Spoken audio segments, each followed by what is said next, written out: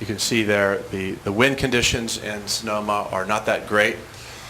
Part of of a comprehensive approach to carbon is localization. So if you don't have local wind, it's better to move on rather than going 300 miles away for a remote wind farm, because the transmission line to that wind farm is going to cause an enormous amount of carbon.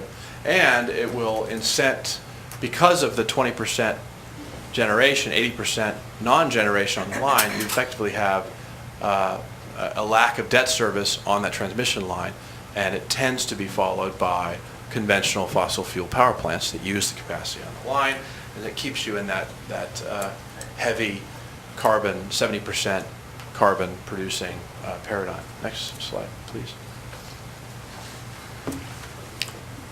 So it's getting out of the public policy box opens up the game, and I want to go back to Sonoma. The next slide will show you, if I remember correctly.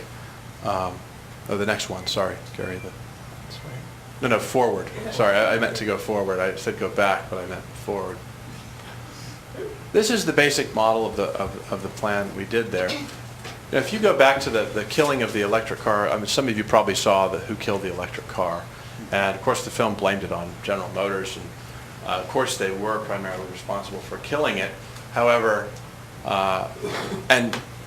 Gray Davis, the former governor, was the one who signed the order to kill the electric car. However, the key factor in limiting the proliferation of electric cars was the lack of infrastructure to power them. When you buy an electric car, sometimes it comes with a 220 charger, and sometimes it comes with an extension cord. The infrastructure for electric cars currently, the status quo, is an electric cord. That's it. And so you're expected, when you buy your electric vehicle, to just find somewhere to plug it in. And that's the solution to power for your electric vehicle. It's a serious problem, which inherently limits the uptake of the technology. We could say, well, gee, just deal with it, It goes back to the lifestyle issue. Be more tough. Don't be such a wimp. Why do you need infrastructure to support your electric car?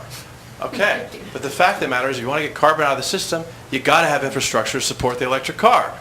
And one of the great opportunities that we're really focusing on now in Sonoma, if you see on the right side of that, is the green bubbles on the right side, is that when you're building renewable energy infrastructure for your buildings and for lighting and heating, you have the opportunity to build infrastructure for electric vehicles.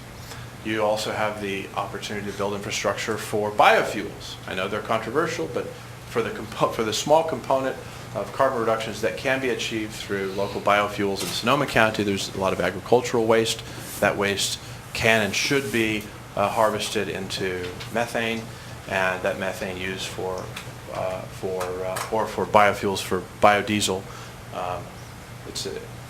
At the local level, it is an effective and legitimate use of biofuels. And to make biofuels, you need heat. Cogeneration facilities provide heat, and so cogeneration facilities are an opportunity to make biofuels. And so then you go to the use of public fleets and the integration of fleets. If you want to build electric vehicles and make them available to the public, you need charging stations or you need battery exchanges. And a key opportunity for that is to establish a basic infrastructure of public vehicles powered by your new infrastructure to ensure that revenues remain cycling to support that infrastructure. The chicken and egg problem with the electric vehicle is you can make your electric vehicle, but there's no infrastructure to support it. If you start an electric vehicle charging station, there's no cars to come and get charged.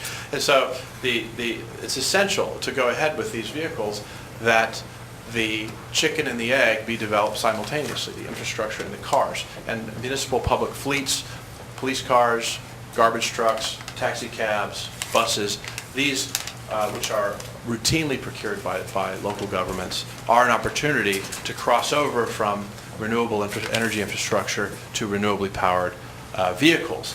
That revenue sustainability then provides an envelope for offering those fuels and those vehicles to the private sector. They can come in and piggyback because it's locally based, you have local use, you have local infrastructure support. And so if you go to the next slide, please, Gary. This is the snapshot of the climate action plan that we completed recently. It has not been released yet, but this is the greenhouse gas reduction model. You'll see on the top, the dark purple is the electricity component of the carbon reduction. You'll see it's relatively small.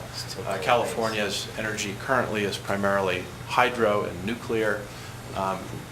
Natural gas based, there's very little coal used for generation in California. So the amount of carbon that we're pulling out of electricity alone is smaller than what is leveraged by those revenues.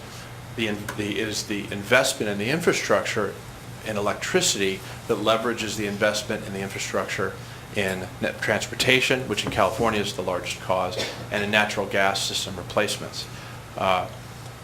In Ohio, obviously, you're using coal. So the largest cause of greenhouse gases here is coal combustion for power. But the near second is transportation. Both can be leveraged through this approach. It isn't just a matter of gas and electricity. Next, please. Oh dear. Oh, that's a pity. These are illustrations of the difference between the Sonoma Climate Action Plan. You can go ahead, though. Can you see if it's hiding in here somewhere? It's just Windows versus Apple. It's okay. Because I have an Apple. And, yeah. Oh yeah. We have effectively a 60% CO2 reduction in the power sector from the plan, and I wish you could see the difference, but it is the difference between heaven and hell. With staying, with the current utility and going to this plan. Next, please. So, coming back to the political level, some elected officials respond to this by saying, this is great, love it, 50,000 feet, solve the world's problems, but we have voters to deal with here, and voters want cheaper power. We have a gas crisis today. What happened? We had, last month it was all about global warming and North Pole melting, and this month we have to drill for more oil because our gasoline's too expensive. It's as if climate change just disappeared. There's an utter and total disconnect between these two discussions, and the implications for the future of the world are catastrophic. The incoherency, the schizophrenia, the political schizophrenia of this country and the world is incredibly dangerous. So it is important to be able to sell this to consumers at this sort of inner reptile level. And I always recognize the importance of that. The inner reptile today, fortunately, because one of the positive byproducts of the energy crisis is that it has caused fear, because fear is something people understand. And today, whereas 10 years ago, consumers were being sold deregulation based upon the promise of cheaper power tomorrow, that notion is more or less vaporized. There is no more desire, really, for short-term cheap power. Instead, I think, in a sense, California may be ahead because it's been through the ringer already. The energy crisis burned everyone's nerve endings on the subject of energy. No longer is anyone talking about getting cheaper power tomorrow.